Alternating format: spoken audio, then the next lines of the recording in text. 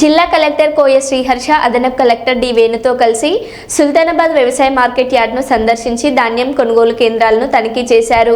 ఈ సందర్భంగా జిల్లా కలెక్టర్ కోయ శ్రీహర్ష మాట్లాడుతూ కొనుగోలు కేంద్రానికి వచ్చిన ధాన్యం తేమ శాతం రెగ్యులర్గా చెక్ చేయాలని, నాణ్యత ప్రమాణాలు రాగానే ధాన్యాన్ని కొనుగోలు చేసి సంబంధిత రైస్ మిల్లులకు తరలించాలని కలెక్టర్ తెలిపారు.